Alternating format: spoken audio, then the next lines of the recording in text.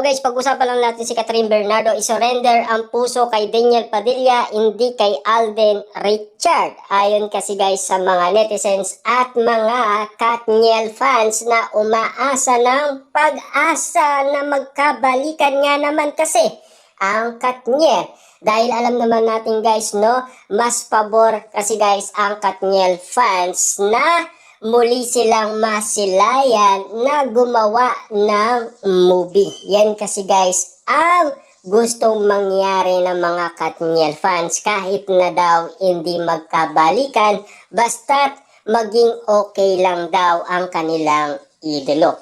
Pero nang dahil sa ingay nga naman kasi guys ni Sian Gasa ng 2 beses dahil may comeback nga naman ito na patunay na meron daw siyang resibo or ebidensyang patutunayan kay Mami Min Bernardo dahil tinawag siyang fake news, di ba? Na talagang sinisigurado niya na baka hindi kayanin ni Mami Min Bernardo ang kanyang ilalabas na resibo or ebidensya. Yan kasi guys ay patok na sa lahat ng tao na kaya daw patunayan ni Sian Gasa.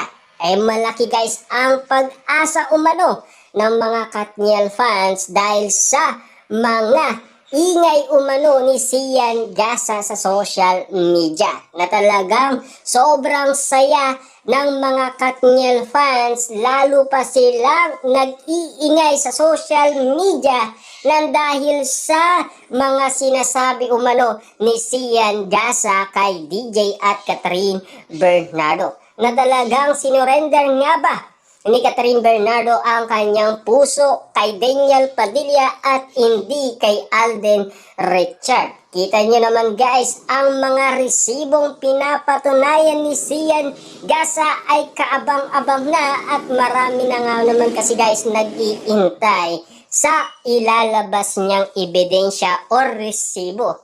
Dahil kaabang-abang na guys kung ano ang patama ni Sian Gasa kay Mami Min Bernardo.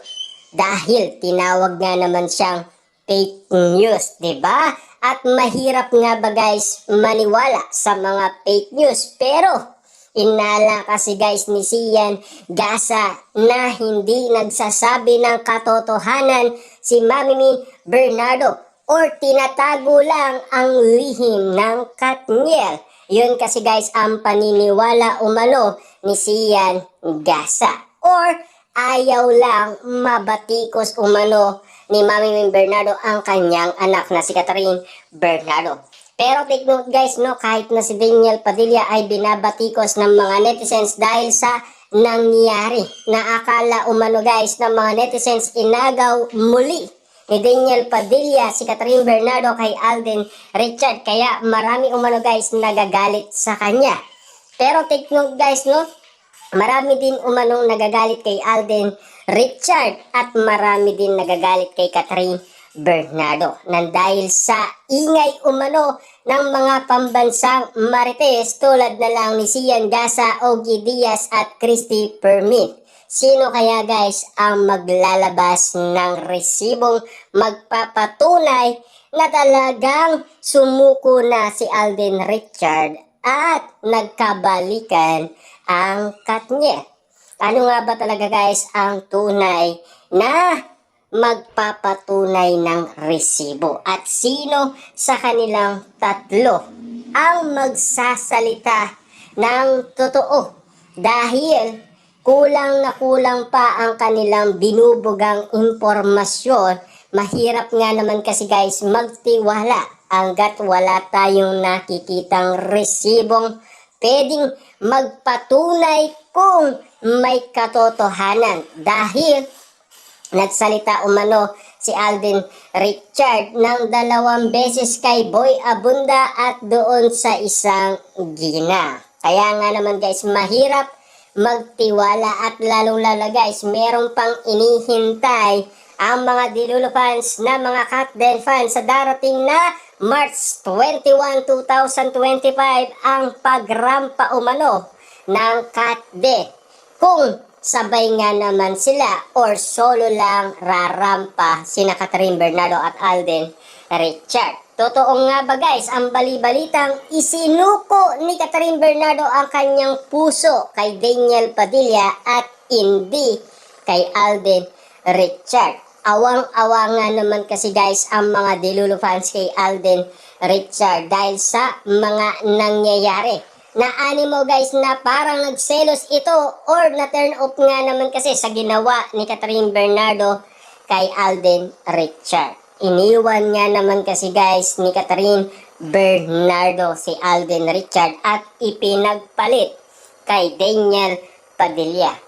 Dahil sa mga issue at intrigang kumakalat nga naman kasi guys na talagang patama umano kay Mami Min Bernardo na talagang si Singyan Gasa ay nag-iingay sa social media. Lalo-lalo na guys, maraming beses nang iniingay ng mga pambansang marites ang Katniel.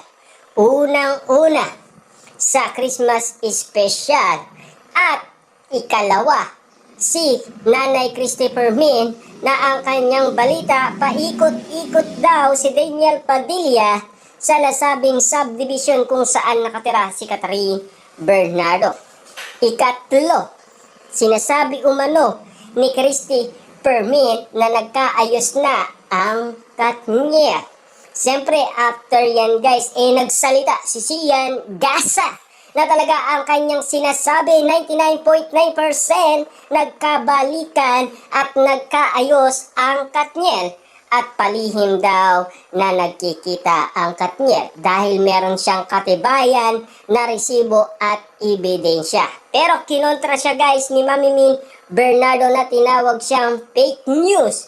Pero binalikan siya guys ni Sian Gasa na baka hindi kayanin ni Mami Min Bernardo ang kanyang mga makikita na i-upload ni Sian Gasa.